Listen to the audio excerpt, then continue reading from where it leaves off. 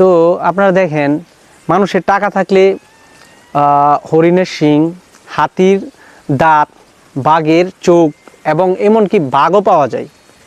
এবং সুন্দর সুন্দর খাবার, ভালো ভালো দামি দামি স্যান্ডউইচ ম্যান্ডউইচ যা বলেন আপনার, বিভিন্ন জিনিস কী করে টাকা থাকলে আপনার এগুলি নিজের টেবিলে পরিবেশন করা যায়।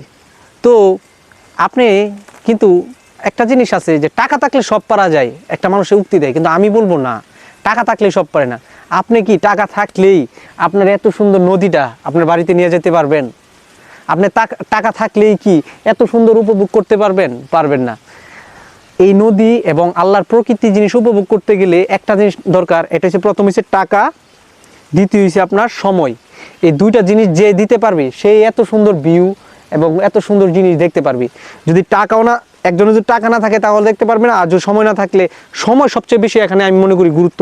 যদি সময় না থাকে তাহলে কোনো দিনই সে এত সুন্দর জিনিস উপভোগ করতে পারে। যদিও টাকা না থাকে, দেখা যায় যে অন্যের কাছ থেকে বা অন্যের উপর ভর করে সে আয়সা এই জায়গায় দেখলো, কিন্তু একমাত্র টাকা থাকলে পারবে না, একমাত্র সময় থাকতে হবে। আবার কিছু টাকা হইলেই সে ঘুরতে পারবে, এত সুন্দর ভিউ সে উপভোগ করতে পারবে।